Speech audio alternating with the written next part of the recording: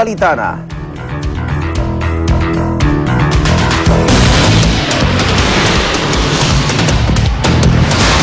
Ang mga unang balita sa umagang ito. Bagyong Falcon nananatili ang lakas habang patuloy na kumikilos patungong Northern Luzon. Inaasahang patuloy na magdadala ng ulan ngayong weekend. Maghapong ulang dulot ng Falcon, nagdulot ng matinding baha sa ilang bahagi ng Metro Manila. Mga residente at motorista na perwisyo, ilang pasahero, kanya-kanyang diskarte para makauwi. Ilang pamilya sa San Mateo Rizal, lumikas na dahil sa pag-apaw ng ilog. US First Lady Michelle Obama nakipaglaro ng soccer sa mga bata sa South Africa. At bago ang ikalawang death anniversary ni Michael Jackson, buhay at karir ng King of Pop sasariwain. Huwag pahuli, tutok na sa unang balita.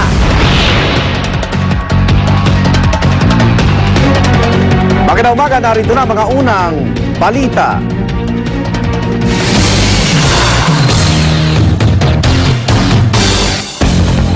Bahagyan lumakas ang bagyong Falcon habang tinatahak ang hilagang silangan ng Basco, Batanes. Pero kumpara kahapon, asahan daw na mas mahina na mga mararanasang ulan ngayong araw sa Central at Southern Luzon, kabilang ang Metro Manila. Pati sa Visayas at Mindanao na dulot pa rin umano ng pinaigting na hanging habagat. Nabawasan na rin po ang mga lugar na nasa signal number 1. Nakataas na lamang ito sa Calayan and Babuyan Group of Islands at sa Batanes Group of Islands. Sa pinakahuling weather bulletin ng Pag-asa, namata ng bagyong Falcon sa layong 300 at 70 kilometro hilagang silangan ng lungsod ng Tugigaraw sa Cagayan. Taglay nito ang lakas ng hangin na umaabot po sa 85 kilometro bawat oras at bugso naman na umaabot sa 100 kilometro bawat oras. Kumikilos ang bagyong Falcon sa bilis na 19 na kilometro bawat oras at ito'y hilagang kanluran. Sa karagdagang detalye, ukol sa bagyong Falcon, makakusap natin live mula sa punong tanggapan ng Pag-asa sa Quezon City ang kanila pong senior weather forecaster na si Rene Paciente. Rene, good morning! Magandang umaga, Igan. Okay, Metro Manila muna tayo. Kamusta yung panahon ngayong araw? Tuloy-tuloy pa rin itong walang pati na pag-ulan, Rene? Inaasahan natin na magiging maulan pa rin ngayong araw hanggang bukas, Igan. So yung weekend natin maulan? By Sunday, Igan, mayroon ng gradual improvement ng panahon natin dito sa Kamanilaan. Bakit by Sunday ba wala na sa Philippine Area of Responsibility ang Falcon? Totoo po yun, Igan. Ito ay lalabas na sa madaling araw, umaga ng Sunday, at ito ay tutuloy na sa May Korea. Okay, medyo lumakas so banta siya sa Korea. Opo, totoo yun. Asan na siya ngayon? Ngayon, nasa 370 kilometers north-northeast ng Tugigaraw, Cagayan. Okay, grabe yung baha dito sa Metro Manila kagabi. Maraming stranded, maraming hindi nakauwi. Ano ba ang nito? Yung ibinagsak na dami ng ulan niya rin Sa dami ng ulan, mga 1/3 kumpara doon sa binagsak ni Ondoy. 1/3. So may kadamihan din, Igan. Malakas din yung paulan kagabi kahapon. Halos lahat ng makapanayam namin dito naalala agad si Ondoy. Oo. So parang pero 1/3 lang pala yan. Okay. At may binabantayan pa kayo na sama ng panahon, Ne? Sa ngayon, Igan, wala tayong nakitang sama ng panahon o kaulapan na magiging isang low pressure area, at sana naman wag muna para makapahinga naman yung mga kababayan natin na palaging sinalanta ng pagbaha at mga bagyo. Pass muna tayo, no? Para makalaba. Pero buti na lang nga, nabanggit namin kanina, lahat ito, puro gilid ng walang naglandfall, Rene, no? Yung Egay tsaka Falcon. Oo, totoo yun, Igay. Mas malapit si Igay dito sa kalupaan. Ito si Falcon, may kalayuan. Pero lumaki kasi yung radius niya, Igan, nasa 250 ang radius. So mga 500 yung diameter niya. So malaki pa rin yung area na sakop ng bagyong Falcon. Okay, so ano mensahe mo sa mga kababayan natin? So, para dito sa Igan, sa mga isda uli, Igan, kasi nagbaba na tayo ng signal. So, yung mga Coast Guard kasi, Igan, pag wala ng signal, pwede nilang palasin yung mga isda na maliit sakyang pandagat. So, pinagbawal muna namin dito sa seaboards ng Luzon area. Okay. So, wag nang mag-relay muna sa signal. Opo. Kahit bumaba, masama pa rin ang panahon doon. Oo, tsaka may gill warning din tayo, Igan. Dito sa gill warning, pinapakita na may kalakasan pa rin yung habagat at ito ay nagbibigay ng malaking alon. Ayun. Rene, salamat ha. Ingat ka. Rene Paciente po, Senior Weather Forecaster ng Pag-asa. Paalala po mga kapuso, walang klase ngayong araw mula preschool hanggang high school public o private sa buong Metro Manila, Pangasinan, Bataan, Zambales at Malolos City sa Bulacan. Sa lungsod ng Olongapo hanggang college level ay walang pasok. Sa Region 4A naman, wala na rin pasok ang mga estudyante mula preschool hanggang high school sa Calamba, Antipolo City, Cavite City at Tagaytay City. Sa Region 12 naman, suspendido po ang klase, all levels po yan sa Cotabato City. Ganon din sa Cotabato Province at Sultan Kudarat. Wala rin pong pasok sa preschool sa buong probinsya ng Isabela at Cagayan. Inuulit po namin, tangi ang mga lungsod at probinsyang nabanggit lamang ang nagsuspende ng klase ngayong araw.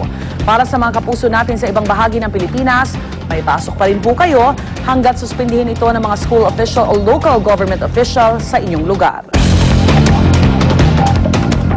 Ilang residente sa San Mateo Rizal lumikas na dahil sa matinding baha. Mahigit 100 pamilya ang nanunuluyan ngayon sa isang eskwelahan na ginawang evacuation center.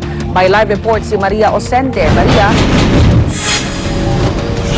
Yes, Rhea, tama ka dyan. Nagsilikas na nga yung ilang residenteng naabutan natin kahapon, kagabi nga sa may San Mateo Rizal. Ito yung mga residenteng nakatira sa ilalim mismo ng San Mateo Batasan Bridge. Alas 11:30 kagabi, abot na hanggang bewang ang tubig sa ilalim ng San Mateo Batasan Bridge. Kaya ang ilang residente kahit sa simpleng balsa, nagsilikas na. Dito na sa mga classrooms ng Doña Pepeng Elementary School sa Barangay Banaba, pinalikas ang mga tao. Karamihan sa kanila mga taga North at South Levis. Doon kasi umaapaw ang tubig mula sa ilog. Alas 11 kagabi, 7 sa 9 na mga classrooms ang napununan ng 6 hanggang 7 pamilya. 110 families ang nasa paaralan o katumbas ng 496 na katao. Kaya kahit masikip, tabi-tabing natutulog ang mga bata at kanilang mga magulang. Kahit pangaraw patigil-tigil lang ang ulan sa buong Magdamag, tila masamang panaginip pa rin ang bumabalik sa alaala ni Annabel Cruz. Alas 7 pa lang daw kagabi, nilikas na niya ang kanyang 5 anak. Ayaw na daw kasi niyang maulit ang nangyari noong Ondoy.